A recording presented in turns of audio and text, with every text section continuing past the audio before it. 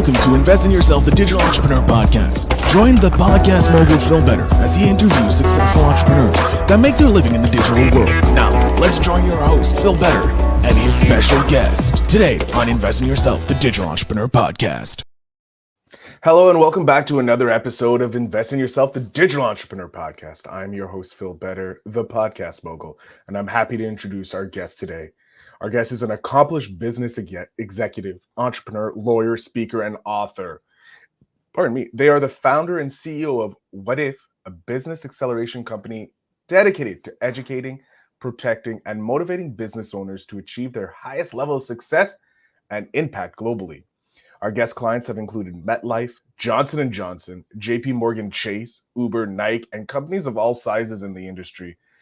They currently focus to help every business owner or operator hungry to scale to do so in the most efficient and enjoyable way possible. Our guest likes to say, as entrepreneurs, we're always asking and always wondering and always wanting to answer, what if? And now, without further ado, let's extend a warm welcome to our guest and CEO of Whadif, Sean Delaney. Sean, thank you so much for being here. Thank you, Phil. Did I write that? It sounds much better when you say it. I sound really interesting when you describe me. You should come around with me everywhere. That's the goal of my job as this host, is to be everyone's hype man. So like I used to watch rap stars, and they used to have their hype guy come out and like build up the crowd. Yeah, Flavor Flav, you know. Give it up to Flavor Flav. Yeah, that's who I wanted to be. I always idolized those people because they got all the fun. Yeah. And they didn't have to do much of the work. They just started the show and then they ended the show, and that's it. And that's what I like to do. So Sean, you're the main presenter here. So thank you so much for being here. I'm excited to learn how you did Whadif, all that fun stuff. Yeah, thank you. So yeah, as you said, for 25 years, I've worked for and with some of the biggest brands in the world. Those titans, those giant companies that we look to as models of success, the Nikes and Ubers of the world.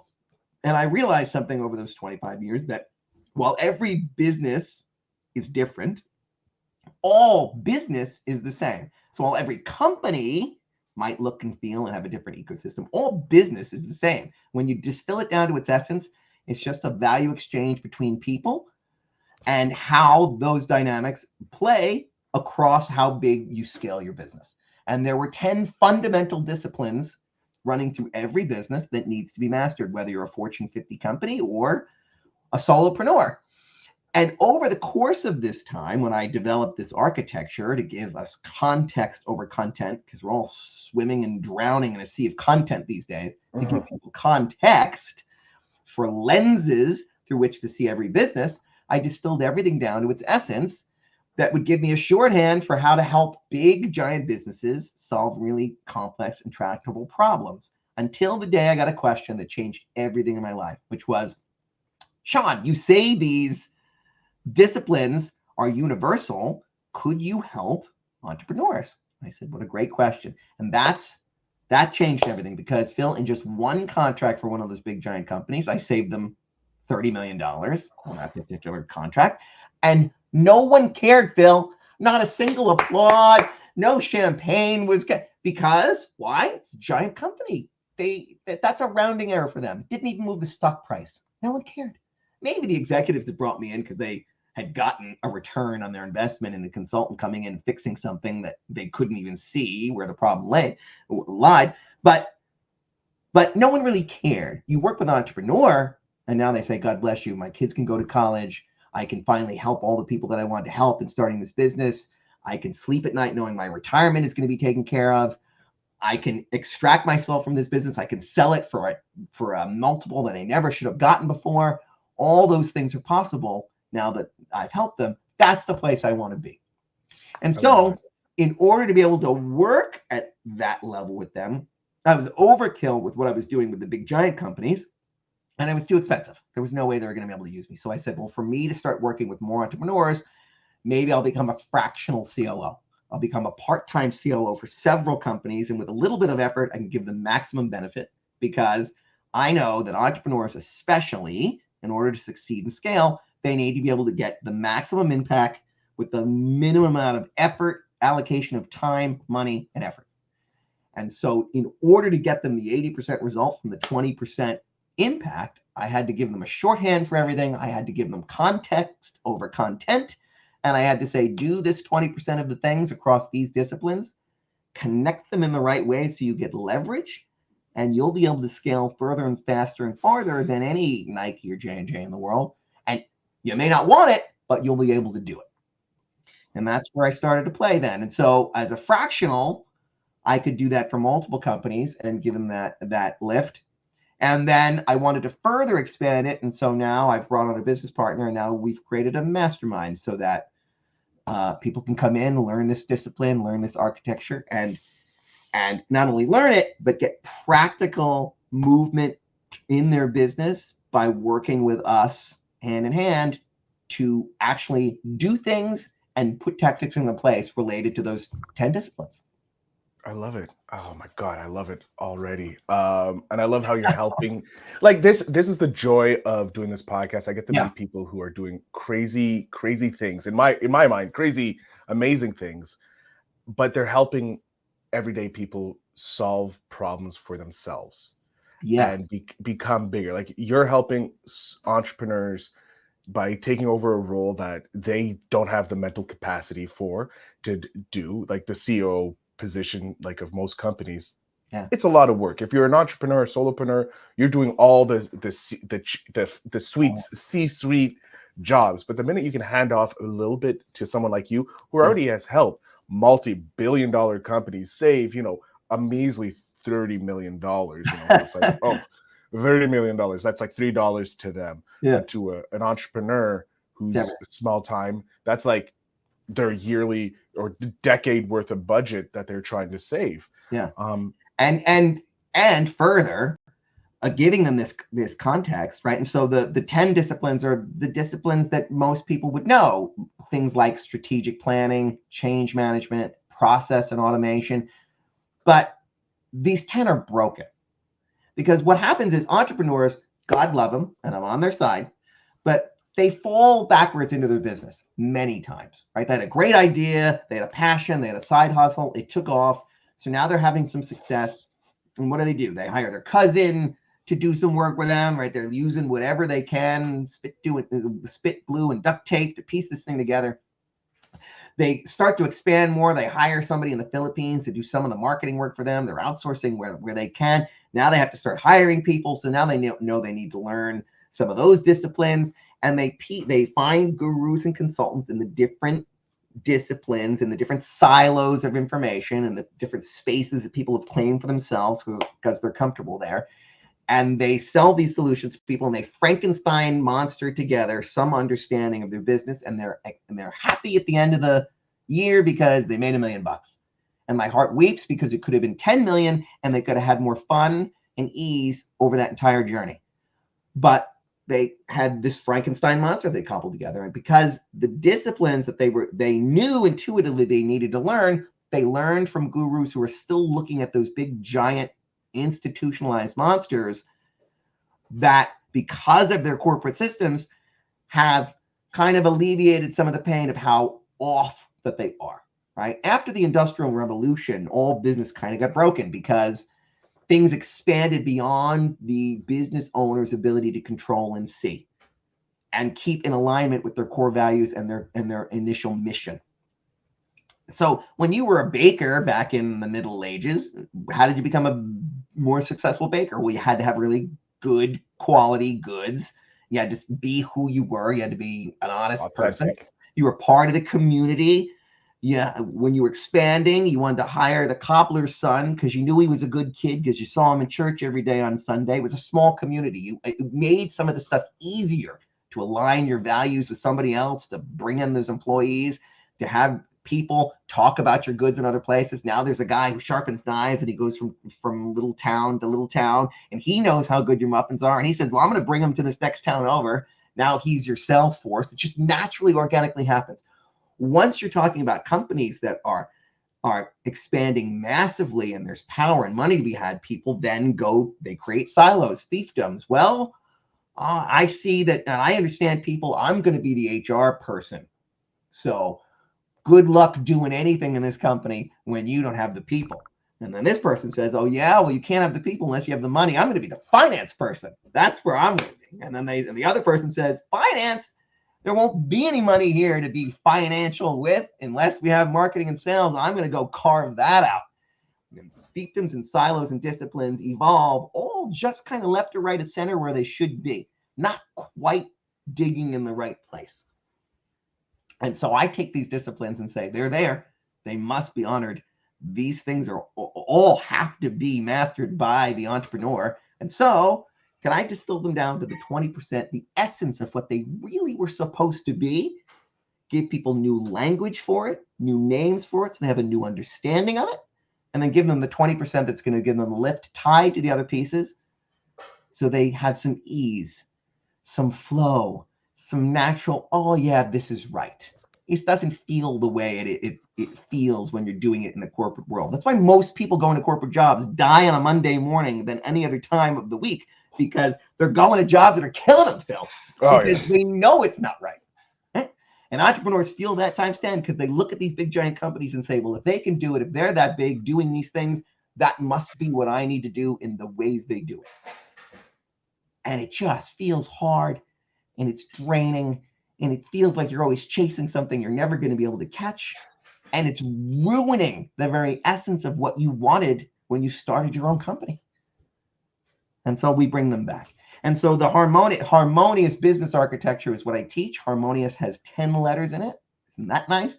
And it's the essence of what I'm looking for, a harmonious business where all the pieces work and flow and riff and jam in a way that makes beautiful music for your avatars and feels good in working in it. And harmonious is things like, it's all the stuff that I talked about before. It's in a different order that we address them because it wouldn't spell anything if we did it in the order that we do it. But things like navigation, that's what I call strategic planning, because entrepreneurs hate the idea of strategic planning. It's either what they see from big business, which is just a bunch of corporate speak on a wall and we don't get any leverage out of it, or they see guys leaning against the rented Ferrari, throwing money in there, going, my strategic plan is to make it rain, bro. That's my plan. That's not a plan. That's a wild hope and dream and brag. That is not a plan. A strategic plan has, in its essence, is just your core values first. Who am I in the world? What things will I not violate? What do I personally stand for that must run through my business so that it's in alignment with who I am? I have integrity in everything I say and do. What is my mission? I serve these people first and foremost. That is what I'm trying to do. Provide service to them in this value exchange. All business is just value exchange between people. So who am I trying to exchange value with? And then my vision. In 5 years, what is it going to be? In a way that is scary to me, because the Sean of today shouldn't be able to achieve that. But I will grow over time. I will be able to get there. But if I can see the path from here to there now, kind of, sort of, not far enough. Not scary enough. So I set a big, giant, scary vision for 5 years. It's going to motivate everybody who works with me, for me, and around me. And then embark on that journey with the faith that the other things that we know and in service of those people in that avatar that we will get there. And then we break that 5 year into a 1 year, into a quarter. We have our sprint. We find our projects in a project management format. For project management, I don't call it project management. I call it operate. This is how we're going to operate. And then we get to serenity, which is time management. And because you don't really manage time any more than the person on the raft manages the river, it flows. And you have to acknowledge that time is the most valuable resource you have. Unsuccessful business entrepreneurs will spend an enormous amount of time trying to save money. Successful businesses spend money in order to save time because time is limited, money is endless. And so you need to protect your time. But when entrepreneurs come to me and say, I'm overworked, I'm dying, it's killing me over here. Tell me how to get control of my calendar. Say, how could I ever do that? I don't yet know what projects you need to do versus your business as usual. So you can allocate your resources appropriately. And I don't know who you are in the world, your core values, your mission, and your vision. I need to do all that work first in order to, then I will give you a crystal clear calendar. Because I'm going to talk about the 4 Ds, which is the model we have. I'm just barfing stuff out here now. I love it. Before we continue, though, we do have a question from the audience. Oh, beautiful. It's not related to business. It's related about 2 of the characters on your shelf behind you. I see you got Doctor Strange. Is that Gambit? It is. Well done, my man Tim, who is the the funny science fiction popcast host. Asked that, and he was looking. I figured Doctor Strange. I was thinking Metal Gear Solid, because it's also a great thing. But Gambit is a very beautiful thing. We're getting it. And we don't know each other well enough for you to see the Juggernaut statue I have on the other side of the room. Oh my god! But if I go on your friend's podcast, I'm going to show it there. Tim will more than happy. I'll put you guys together so that you can do that. Tim has had some amazing guests on his podcast, but I want to get back to talking about business and that. We jumped straight into it. You're providing value. The big thing is I want to know is what made you decide to switch, like working as an entrepreneur, because you were a consultant before, which is kind of a steady job because you were working with these big time companies. But what made you what was that initial push into the entrepreneurial world? Well, I saw that it was I saw the problem with consulting at that level is that, you'd run into other consultants and you'd see that they were making a really good living just with 3 or 4 of these big giant companies doing repeat projects. And I saw that the effects that we were having, me and them, wouldn't last beyond a corporate shift in people and positions, right? So you'd come in, you'd fix some intractable problem. Some executive had the idea to bring you in. You gain their confidence, you come in, you make a massive shift. They get all the credit for it. They're running and gunning. They understood everything that we did and all the elements of it. Because they had success, they get moved to another part of the company, or they move to another company. They're gone. New person comes in. What does the new person say? Well, I have to make a name for myself, so I have to make some changes. And without knowing why all the things are in place, they start pulling at threads, picking at things. Things starts to go wrong. They say, well, it's because these people don't think like I think. I don't know, because they're trying to do it the way that things now finally were working. But so now they say, well, I need some of my loyalists in. And they bring the people in that they had success with before where they were. But that success is attributed to, I don't know what magical mix of things. So now they've got their old team in place with their old way of thinking, and the department starts to fail. And they go, what the heck happened? And they don't understand. And now either they get moved or fired or something else happens. And I get hired in to help the next person that comes in to fix the mess because I fixed it before. And new person or old person who I had trained up before moved to a new department. They said, why doesn't anything you told me there work here? Well, because you violated half the principles that we learned over there because you thought it was easy and you tried to come in with the light, with the version light here, and you didn't do all the free. Now we got to do it here. Now I've got 2 engagements for that company now, and then proliferate this, and you can make a very good living fixing things that keep breaking and fixing them and breaking them. And I didn't want that to be the value that I provided. And I said, well, so where can I get enough influence over the model at the highest of levels to make sure it sticks forever?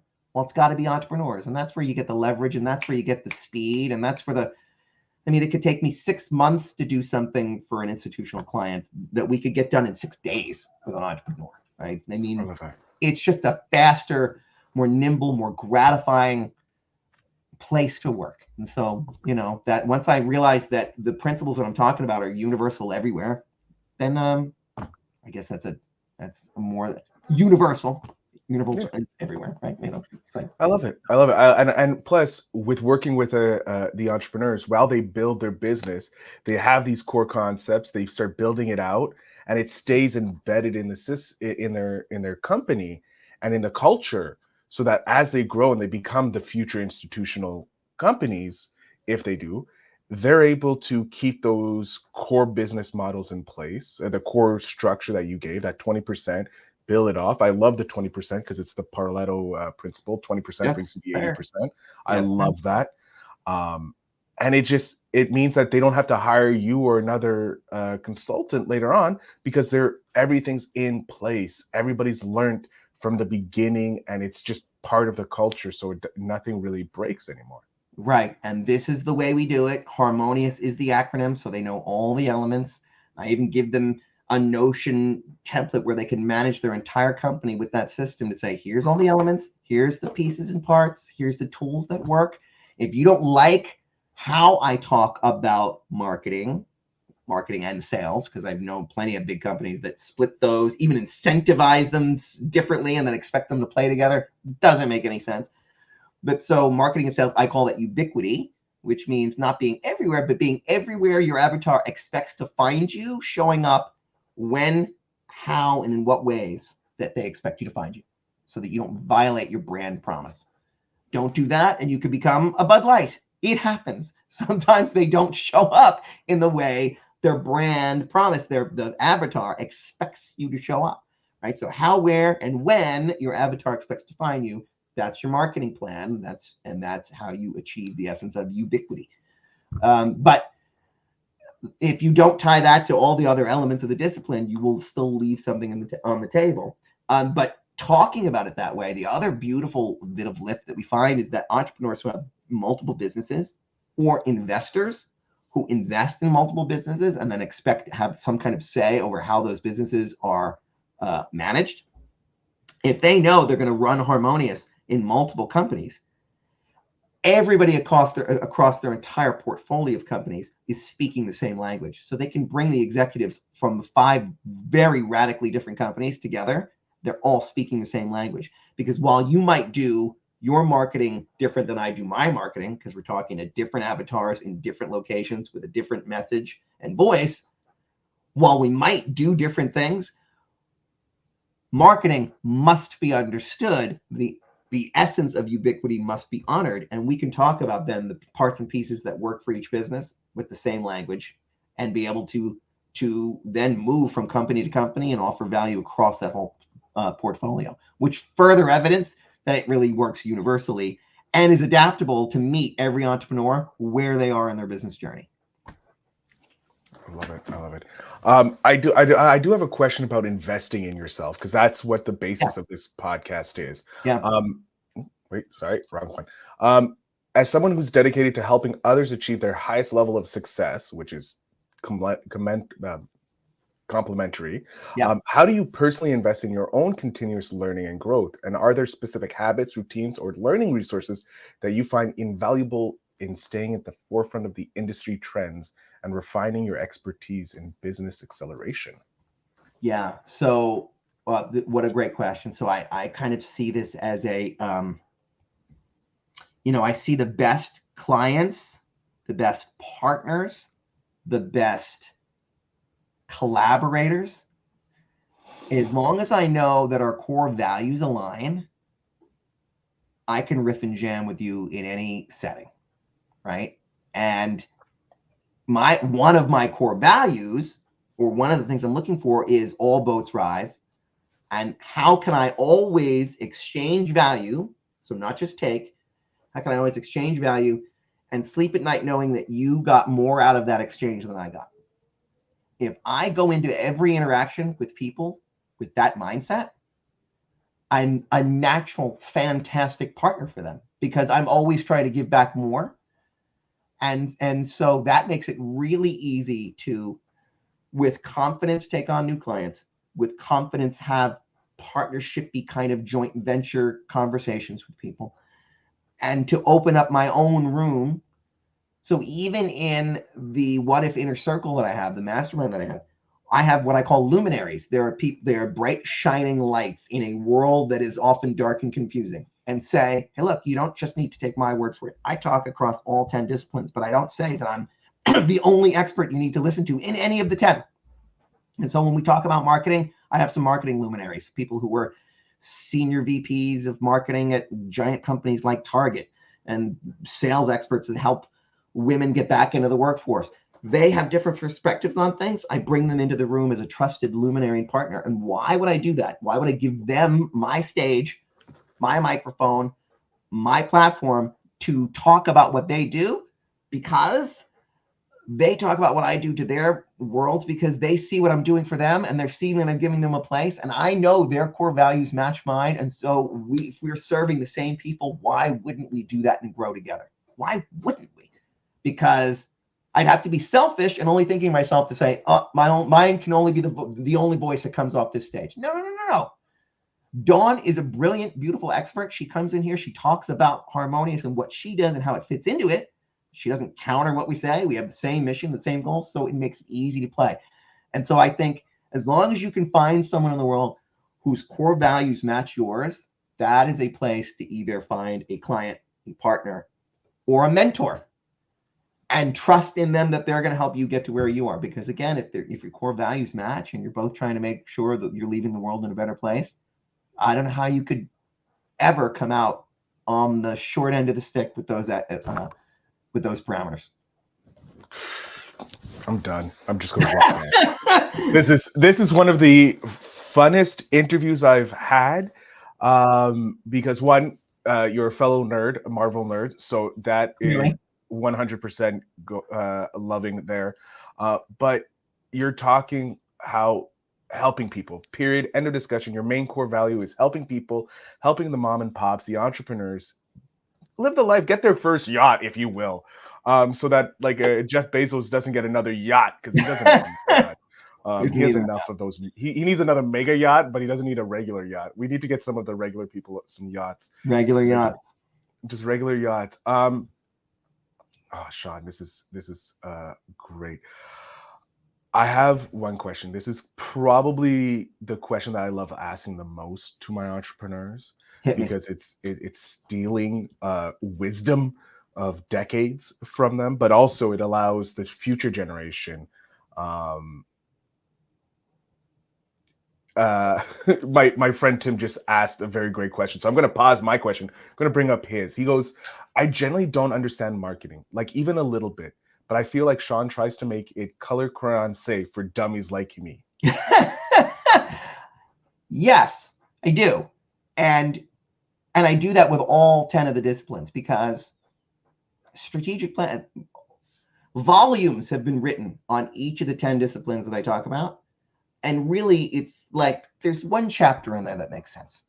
And as long as you have that lens, then any other thing, or however arcane or mysterious it is, you go, oh, I get what they're saying. That's really them talking about nurturing a lead. And that's in my conversion phase of a journey. Got it. I know exactly where to put that thing. Well, does it make sense for you? Well, I know where they are on my journey of taking the person from not even knowing about me all the way to being a raving fan and being an extension of my sales force. I know where they are on that journey, and I know where the best use of my time is on spending it with that client to raving fan, that unaware person, avatar to raving fan. I know where they are on that journey, and I know where to best spend my time with them. That kind of clarity and dumbing it down. I'm a dummy. My partner tells me all the time, because I simplify everything. I'm like, are we talking about this? Right? The essence of this is just this. It's just awareness, right? Yeah. Then why would I do that giant 2-hour podcast thing? I should just do a spark. I should just get Phil, and we should do a spark, which is a 30-second. Hey, Phil. Hey there, Sean here. Welcome to another What If Spark. I'm here with Phil Better. He helps entrepreneurs understand how to invest in themselves. Phil, one word on that. What would you say? Boom, you say, I say this and this. You heard it here. I love Phil. You should love Phil. Find out what he's doing. You heard it here first. See you soon. Done. 30 seconds. You benefit. I benefit. It's a spark. It's in line with us, with our brand of bringing light where there isn't light. The light has the luminaries. Now we do sparks. Great. Benefits us both. And what did I do? I got awareness. And because I set it all up and my team did it and put it out there, you got more value in that than I did. I feel good. I feel proud. You feel excited. You want to tell people, you should talk to him. Hey, get him to do one of the sparks with you. It's great. Great. Because I knew that was in the awareness phase. I'm just trying to do awareness. I'm not trying to convert anybody to anything. I'm not trying to get them to say yes to anything yet. I just want them to go, that was fun. That's it. That activity makes sense in the lens of, I'm just now doing awareness, or am I doing conversion, or am I doing multiplication? Are we already so far down the path that you know, like, and trust me implicitly, and you want to rave about me? I spend different time with you there because you're in a different part of the cycle. But it all makes sense because I've got this lens in this context, and I know how to make sense of all the other advice I'm getting around marketing. Does that make sense, Phil? That makes more sense to me. And Tim loves the idea of sparks. He just says, "Oh, I like the idea of sparks." So I love it too. It's really quick, 30 seconds to a minute, boom, and you're off to the races. That's friggin' amazing. I love that. Now I'm gonna ask because we are coming to the end of the episode, and I'm gonna ask that big question that I love asking all my entrepreneurs. This is for my nephew. He's 5. He's gonna be 10. It's a simple question. What is one piece of advice you would give your 10-year-old self? So at 10, what are the things we don't want to do? I got to go and try on clothes at the store before school. I have to do my homework. I have to do these things. Why do we not like them? Because they take us away from the main thing we want to do, whether it's playing a game, playing with our friends, playing something. It's imagination. It's play. We're trying to have fun in the world. So I would say to my 10-year-old self, do not lose that imagination.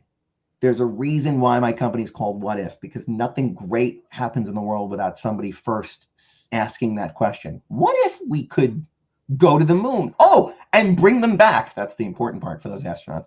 What if we could make that journey safely? Thank you. What if it wasn't as hard as it is? What if we could have fun when we do these things? What if the point isn't what everyone's telling us the point is? What if there's a better way? What if we can help more people? What if we could feed the world? What if we could clothe the world? What if war never had to happen? These are the questions that have to be asked, and only the imagination of a child will bring us the answers. Do not lose that. I love it. My God, this is one of the best answers to that question I've had, and I love it. And I'm still trying to redevelop my imagination to bring it up back to its full force from when it was a child. Sean, I'm going to jump off stage here. I want you to let my audience know where they can connect with you. If you have anything you want to let them know that they can get for free, anything like that, the floor is yours, sir. Thank you. So go ahead. Yes, very briefly, I would say this. So if my only job here today was to get you to say, that was it. Maybe it doesn't have to be so hard. Maybe it doesn't have to be so confusing. Maybe I don't have to work so arduously to get to where I want to be. Maybe. And so if anything that I said intrigued you, if you want to know more about this architecture, I'll give you the whole thing for free. Value exchange. I used to charge 5 figures just to do this analysis, but I now have a diagnostic that takes 8 minutes. It's okay if it takes 10, really think about the answer. But in less than 10 minutes, you can take the same architecture, the same diagnostic that I used to give to the Fortune 50 at an exorbitant expense for free. You answer these questions across the 10 disciplines. They're easy questions. It's a slider. You don't even have to really think about it. I always do this. I never do this. Slide somewhere in there. It will give you a picture. You will get a report that gives you a picture of your business across this entire architecture, and it will tell you what to do next for free, 8 minutes of your time. On top of that, then if you want to, if you take that, you also could spend time with me or my business partner to have us unpack that for you. We sell you nothing. We will not sell you anything on that call because we don't know you yet. We will unpack it so you get maximum benefit. Then if you want to see how you can play with us, we'll talk about it. But until then, all I ask is 8 minutes of your time to give you massive clarity and my entire roadmap. I implore you to take it. You can do it right there. I'm never good at this part. Whadif.com, get clarity. What if, with a D for disruption. It's also how we say it in Jersey. What if? Whadif.com/get clarity. And you can take that diagnostic. I implore you to do it. Sean, thank you so much for that amazing value give. Like, that's more value. Like, on top of the value you already gave, you're giving like your 7-figure pretty much roadmap, if you will. The one that saved $30 million, folks. It saved someone $30 million. To them, it was 30 cents, but to anybody else, it would have been $30 million in their pocket. It was worth a little more to them, and it was a little more work. Yeah, but yes, they're getting the 20%. That's for 8 it. minutes of their time. 8 minutes of your time. I think it's a genius thing. So if you're looking for that, check the show notes. But Sean, thank you again for coming on the podcast and delivering such value, and also being a fellow nerd of the Marvel world. I think that's just amazing. And one day I'm going to see that Juggernaut. Oh God, I can't wait to see that Juggernaut. Well, I can already see our core values were aligned. We are going to play together in some kind of way, my friend. So I'm so happy with that. So Sean, thank you again. To the audience, check out the show notes down below to get all the wonderful links to Sean and his company, so that you can take your company to the next level and wonder, what if? What if? What if? And with that, I ask you all to remember to always invest in yourself.